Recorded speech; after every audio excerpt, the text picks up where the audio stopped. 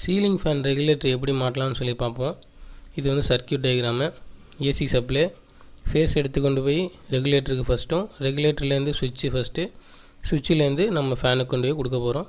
அடுத்தது நியூட்ரல் வந்து நேராக வந்து ஃபேனுக்கு கொடுத்துருவோம். இது மாதிரி ஒரு ரெகுலேட்டர் வாங்கிக்கோங்க.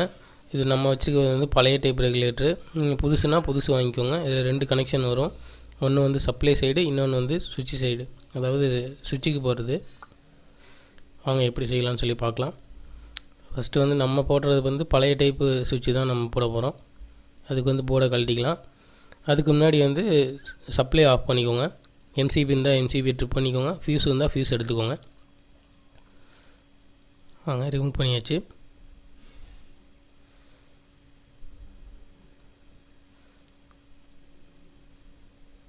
இப்போ நமக்கு வந்து ஒரு சுவிட்ச் வந்து யூஸ் பண்ணாமல் இருக்குது. அந்த இடத்துல தான் அந்த ரெகுலேட்டர் மாட்ட போகிறோம். அந்த ஃபேன் சுவிட்சுக்கும் பக்கத்துலேயே.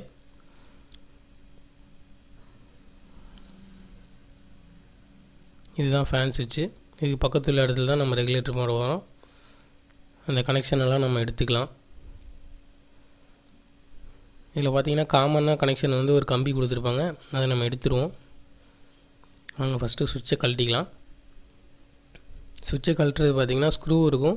ஸ்க்ரூ அந்த பக்கம் போல்ட் இருக்கும். ஒரு சில இடத்துல வந்து பார்த்திங்கன்னா ரொம்ப ரஸ்ட் ஆகி போய் அந்த போல்ட்டு கழட்ட முடியாத மாதிரி இருக்கும், சுவிட்சை எடுக்க முடியாத மாதிரி. அந்த மாதிரி டைமில் ஆசா பிளேடு வச்சு பொறுமையாக அறுத்து எடுத்துக்கோங்க. நம்ம எடுக்கிறதுல பார்த்திங்கன்னா வந்துடுச்சு, அதனால் ஒன்றும் பிரச்சனை இல்லை. கழட்டி மாட்டிடுவோம். இந்த மாதிரி கையை வச்சு நம்ம கழட்டி எடுக்கிறதுனால சப்ளை இருந்தால் சரியாக வராது. அதனால் சப்ளை எடுத்துக்கிட்டிங்கன்னா ஆஃப் பண்ணிவிட்டு செஞ்சிங்கன்னா ஈஸியாக இருக்கும். உங்களுக்கும் பயம் இல்லாமல் பண்ணலாம். ரொம்ப சேஃப்டியும் கூட. கனெக்ஷனெல்லாம் எடுத்துக்கலாம்.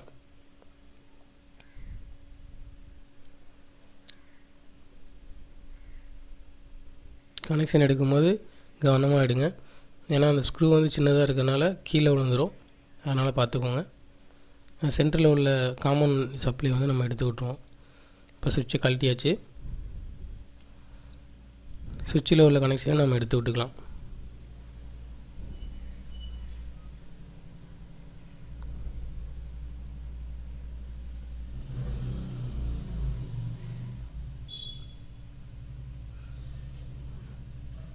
அவ்வளோதான். சுவிட்ச் ரிமூவ் பண்ணியாச்சு.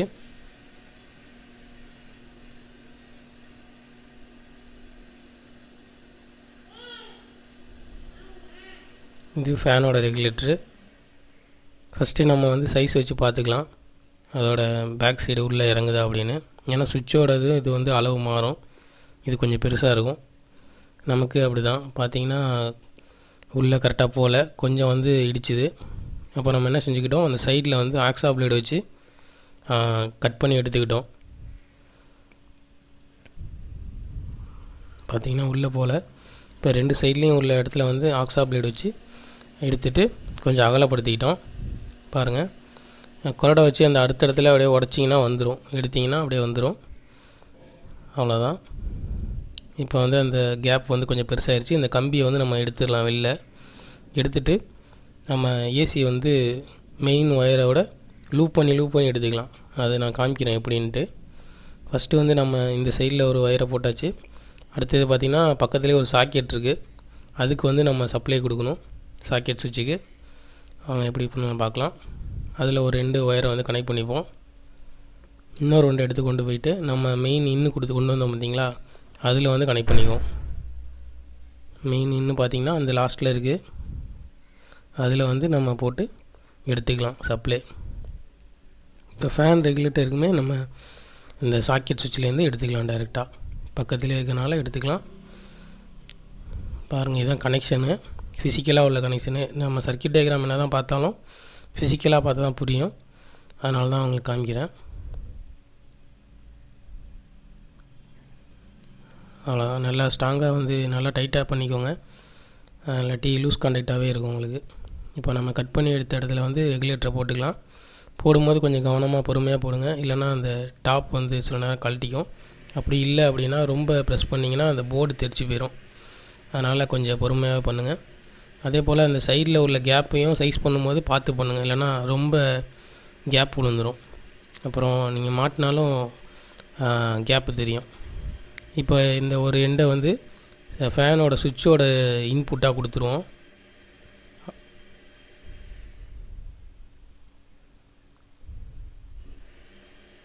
கொடுத்தாச்சு, கொடுத்து டைட் பண்ணியாச்சு. அடுத்து வந்து பார்த்திங்கன்னா நம்ம சாக்கெட் சுவிட்சுக்கு ஒரு லூப் அடிச்சிருக்கோம் பார்த்தீங்களா, அதுலேருந்து எடுத்துக்கலாம்.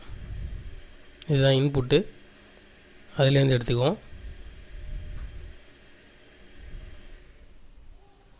அதே போல் அந்த காப்பர் பார்ட் வந்து அந்த நம்ம வச்சுருக்கோம் பார்த்திங்களா ஒயரு, அது வந்து பக்கத்தில் டச் ஆகாத மாதிரி கரெக்டாக பார்த்து சைஸாக வந்து வச்சு டைட் பண்ணிக்கோங்க.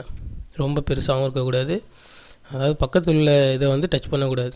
நம்ம இதில் நியூட்ரலே யூஸ் பண்ண மாட்டோம். சுவிட்சை பொறுத்த வரைக்கும் சுவிட்சு ஃபேஸுன்னு சொல்லுவாங்க, அதாவது ஃபேஸுன்னு சொல்லுவாங்க, இன்னும் சுவிட்சு ஃபேஸுன்னு சொல்லுவாங்க. அதனால் ரெண்டும் டிஸ்டர்ப் ஆகாத மாதிரி பார்த்துக்கோங்க, அப்போ தான் ஷார்ட் ஆகாமல் இருக்கும். அவ்வளோதான், முடிச்சாச்சு. இப்போது நம்ம வந்து ஒரு சுவிட்சு எடுத்தோம் பார்த்திங்களா, அதோட கனெக்ஷன் இது. அதை வந்து நம்ம டேப் அடித்து விட்ருவோம் அந்த எண்டை, அப்போ தான் எந்த ஷார்ட் சர்க்கியூட்டோ எதுவும் ஆகாது. நார்மல் இன்சுலேஷன் டேப் வச்சு அதை வந்து டேப் அடித்து விட்ருவோம்.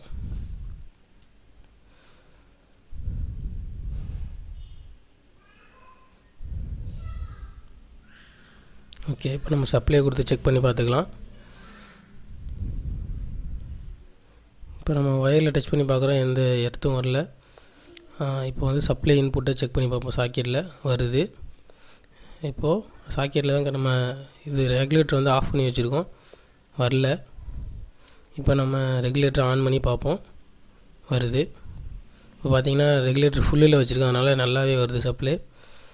ரெகுலேட்டரோட பிரின்சிபல் பார்த்திங்கன்னா எப்படி இயங்குதுன்னு பார்த்திங்கனாக்கா வோல்டேஜை பொறுத்து தான். வோல்டேஜ் வந்து அதிகமாகும் போது வேகமாக சுற்றும், கம்மியாகும் போது கம்மியாக சுற்றும். இப்போ நான் கம்மியாக வச்சுருக்கேன், கம்மியான வோல்டேஜ் தான் வருது பாருங்கள்.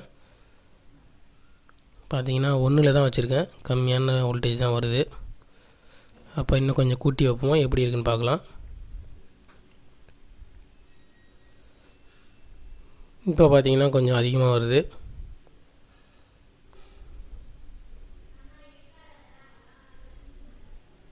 ஓகே, இப்போ நம்ம வந்து போர்டை க்ளோஸ் பண்ணிக்கலாம்.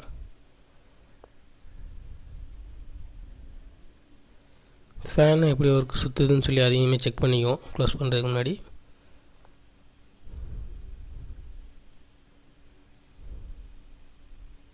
இப்போ பார்த்திங்கன்னா 1 வச்சுருக்கேன்,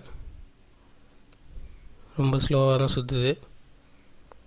அடுத்தது 2, கொஞ்சம் வேகமாக சுற்றுது. அடுத்தது 3 வைக்கிறேன். இப்போது கொஞ்சம் வேகமாக சுற்றுது 2 விட. இப்போ லாஸ்ட்டாக ஃபைனலில் 4 வச்சுருவோம், ஃபுல் ஸ்பீடு. ஃபுல் ஸ்பீடு சுற்றுது, கரெக்டாக ஒர்க் ஆகுது. ஆஃப் பண்ணிக்கலாம், முடிஞ்சுது. இப்போ வந்து நம்ம போர்டை வந்து பழையபடி ஸ்க்ரூ போட்டு க்ளோஸ் பண்ணிக்கலாம். உங்களுக்கு செய்ய முடிஞ்சுது அப்படின்னா நீங்களே வீட்டிலே இதை ஈஸியாக செஞ்சிடலாம். அப்படி முடியாத பட்சத்தில் ஒரு எலக்ட்ரீஷியனை வச்சு, உங்களுக்கு ஒரு ஐடியா இந்த வீடியோ பார்த்தா கிடைக்கும், அந்த ஐடியா வச்சு ஒரு எலக்ட்ரீஷியனை வச்சு நீங்கள் பண்ணிக்கலாம். அவங்க கரெக்டாக தான் பண்ணியிருக்காங்களா அப்படின்னு சொல்லிட்டு நீங்கள் செக் பண்ணிக்கலாம். இந்த விஷயம் உங்களுக்கு தெரிஞ்சிருந்துச்சுன்னா ஓகே. இந்த வீடியோ யூஸ்ஃபுல்லாக இருந்துச்சுன்னா தேவைப்படுறவங்களுக்கு ஷேர் பண்ணுங்கள், நம்ம சேனலையும் சப்ஸ்கிரைப் பண்ணிக்கோங்க. அவ்வளோதான். இப்போ ஃபேன் ஃபுல்லாகவே ரெடி ஆகிடுச்சு, எல்லாமே நம்ம ஸ்க்ரூ எல்லாமே போட்டு முடித்தாச்சு. மறுபடியும் செக் பண்ணி பார்க்குறோம், நல்லாவே ஒர்க் ஆகுது. முன்னாடி ஃபுல்லாக ஹை ஸ்பீடில் ஒரே ஸ்பீடில் ஓடி இருந்த ஃபேன் வந்து இப்போ ரெகுலேட்டர் யூஸ் பண்ணி நம்ம வந்து ஃபேனோட ஸ்பீடை வந்து அட்ஜஸ்ட் பண்ணிக்கலாம்.